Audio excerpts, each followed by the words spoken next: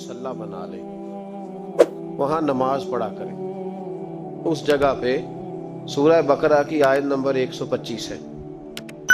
यहां अगर आज कोई शख्स कोने में से कहता कि जहां अल्लाह के नबियों के कदम लगे वहां नमाज पढ़नी चाहिए, तो लोग परेशान हो जाते। मैंने देखा है लोगों की संजीदगी को ठेस पहुंचती, ये आप क्या कह रहे हैं। लेकिन खुला हुक्म, ये बहुत बड़ी बात है। अगर आप इस पे थोड़ी देर गौर करें, बहुत ही बड़ी बात कि फरमाया जहां मेरे नबी के कदम लगे, वत्तखिज़ू मिन मकाम इब्राहीम मुसल्ला, तुम उस जगह नमाज पढ़ा करो। हजरत उतबान बिन मालिक रदी अल्लाह तआला अन्हु ने भी कहा था, सही मुस्लिम है। अर्ज की या रसूल अल्लाह सल्लल्लाहु अलैहि वसल्लम कभी मेरे घर भी तशरीफ लाएं। तो हुजूर अलैहिस्सलाम तशरीफ लेकर के गए। फरमाया बता क्या करूं। अर्ज की हुजूर किसी जगह 2 रखते पढ़ दें, मैं जब तक जिंदा रहूंगा वहां नमाज ही पढ़ता रहूंगा। सारी जमीन पे नमाज होती है कि नहीं, तो उस कोने में पढ़ने की क्या जरूरत है, क्या जरूरत। आज म्यूजियम बनाने का शौक पूरी दुनिया पे है कि म्यूजियम होने चाहिए, अजायब घर होने चाहिए। किसी की तलवार, किसी के जिरा, किसी के घोड़े पर लगा हुआ जो है वो जीन लोगों ने रखा हुआ है, कजावा रखा हुआ है। लोगों ने मुख्तलिफ चीजें संभाल के रखी हैं, पर हमारी समझ में नहीं आता कि हजरत हलीमा सादिया के मकान से लोगों को क्या इख्तलाफ है। ये बात समझ में नहीं आती कि रसूलुल्लाह सल्लल्लाहु अलैहि वसल्लम ने जिस कुएं से पानी पिया उस पर पाबंदी लगाने का क्या मतलब है। नबी पाक सल्लल्लाहु ताला अलैहि वसल्लम जिस दरख्त के साये में बैठते रहे, उन दरख्तों से लोगों को बचाने का क्या मतलब है। ओ भाई, जिस जगह हजरत सैयदना इब्राहिम के कदम लगे वहां अगर नमाज पढ़ना अल्लाह का हुक्म हो सकता है, तो जिन दीवारों पे मेरे नबी का पसीना लगे, मस्जिद नबी की जिन दीवारों पे हुजूर के दस्ते मुबारक लगे, उस जगह कोई बरकत ही कोई नहीं, उसमें तबर्रुक की कोई नहीं।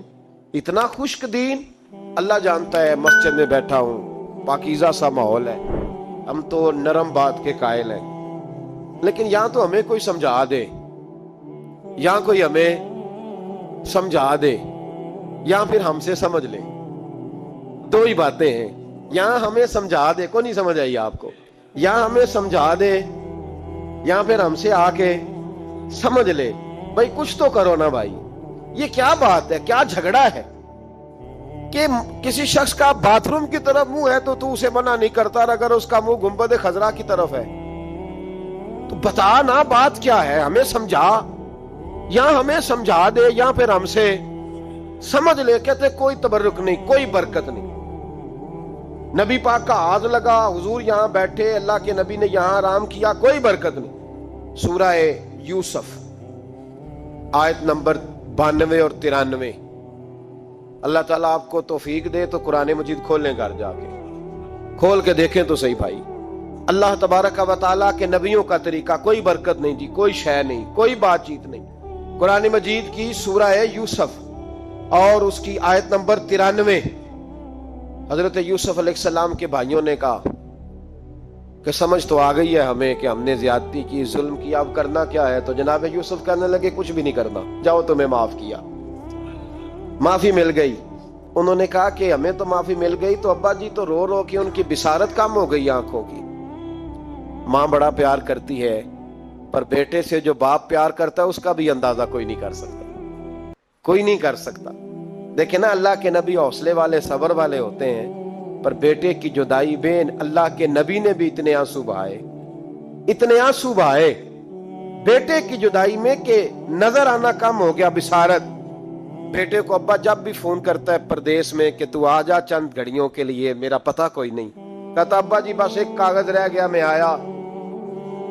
जब अब्बा जी पर्दा कर लेते हैं तो कहते हैं इसको बर्फ में लगा दो, मैं 3 दिनों के बाद आ जाऊंगा। अब क्या फायदा, अब तू रह उधर ही, अब कोई पढ़ देगा जनाजा भी।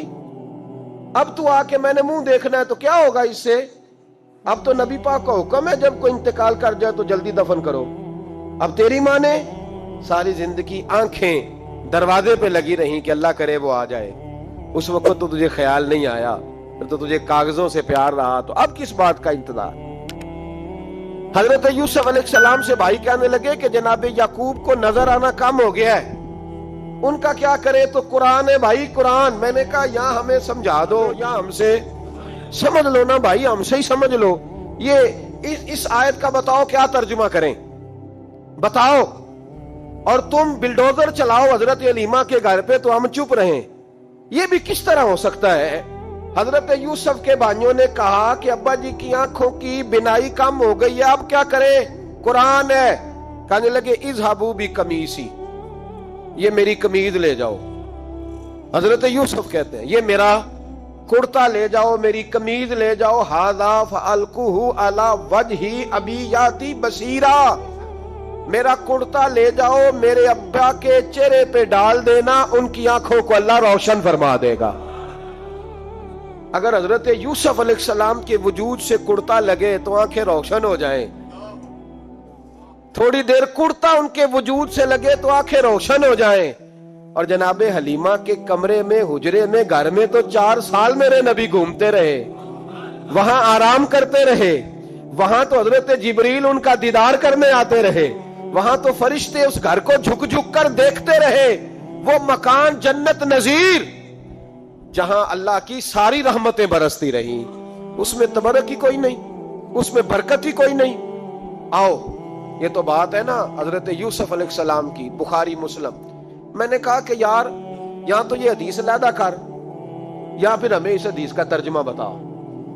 بات بھی کسی معمولی ہستی کی نہیں، جناب سیدہ عائشہ صدیقہ کی بڑی بہن، حضرت ابو بکر صدیق کی بڑی صاحبزادی، اور وہ والی بی بی جسے میرے نبی نے پیار ہی بڑا کیا ہے، حضور کے لیے غار ثور میں کھانا لے کے جانے والی حضرت اسماء بنت ابی بکر صدیق، وہ کہتی ہیں میرے پاس مصطفیٰ کا ایک جبہ تھا، حضور کا ایک جبہ، کون سا؟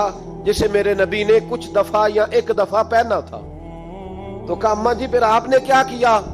تو حضرت جناب سیدہ اسماء بنت ابی بکر صدیق کہنے لگی وہ تھا حضرت عائشہ کے پاس، جب وہ بیمار رہنے لگی تو میں نے کہا عائشہ یہ خزانہ بڑا قیمتی ہے، مجھے نہیں دے دیتی؟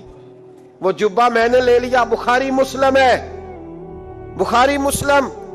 تو حضرت جناب سیدہ اسماء بنت ابی بکر صدیق سے لوگوں نے پوچھا اماں جی آپ کیا کرتی ہیں؟ فرماتی ہیں جس بیمار کو کہیں سے شفا نہیں ملتی لوگ اسے میرے پاس لاتے، میں اس جبے کا ایک کونا پکڑ کے پانی کے پیالے میں ڈبوتی، اور پھر وہ پانی بیمار کو پلاتی تو اللہ اسے ہر بیماری سے شفا عطا فرما دیتا، اللہ اسے ہر بیماری سے۔ میرے اعلی حضرت فرمانے لگے لا ورب العرش، جس کو جو ملا ان سے ملا، قسم اٹھا کے کہتے ہیں لا ورب العرش، جس کو جو ملا ان سے ملا۔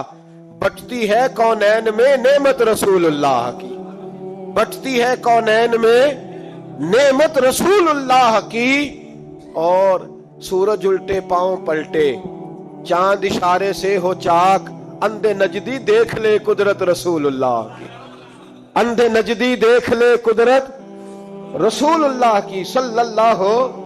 یار ہم کیا کریں، ہم کدھر جائیں؟ تو خطبہ پڑھتا ہے وہاں بیٹھ کر کے یہ ادھر نہ جاؤ، کوئی برکت نہیں، معافی برکت، ادھر ہم کیا کریں؟ اچھا یہ تو بات تھی نا شفا کی، حضرت سہل بن سعد رضی اللہ تعالیٰ، یہ بھی بخاری ہے، یہ بھی بخاری ہے۔ حضرت سہل بن سعد کہتے ہیں ایک بی بی حضور کی بارگاہ میں آئی، اس نے آ کے حضور کی خدمت عالی مرتبت میں عرض کی حضور میں جب بھی آتی ہوں کرتا یہی پہنا ہوتا ہے آپ نے، یا رسول اللہ صلی اللہ علیہ وسلم، اور اس کو تو اتنے پیوند لگے ہیں کہ گنے نہیں جاتے، تو حضور اگر اجازت دے تو ایک کرتا نہ بنوا لوں آپ کے لیے؟ تو حضور نے فرمایا بنوا لے۔ وہ بی بی کرتا بنوا کے لائی، اس نے بڑی محبت سے بنایا۔ اس زمانے میں جو کوئی نقش و نگار ہوتے تھے اس نے سجائے اپنے انداز میں، اب اس نے پیار سے بنایا، محبت سے بنایا، یہ بھی باتیں صحیح ہیں، پر اصل جملہ جس سے مزہ آئے گا وہ یہ ہے، وہ آندھی ہے میں بڑی ریج نہ بنایا، میں بڑی، اب اس میں جو درد ہے وہ میں اردو کا جملہ ڈھونڈ کے لاؤں تو ملتا نہیں مجھے، کہتی ہے میں ریج نہ بنایا، تو محبوب پاک کی بارگاہ میں لا کے تھال میں پیش کیا۔ حضور کی بارگاہ میں تھال میں، کچھ بندے زیادہ نیک ہو جاتے ہیں، سامنے والے کو پرہیزگاری کا مشورہ دیتے، کہتے کسی کو کوئی شے نہ لیا کرو، تو میں نے کہا اگر حضور لے لیں تو طلب کرنا منع ہے، لیکن قبول کرنا تو میرے مصطفیٰ کا طریقہ ہے۔ تو بھائی یہ ہمیں نہ اتنا ہی نیک بناؤ جتنا میرے رسول نے ہمیں بنایا۔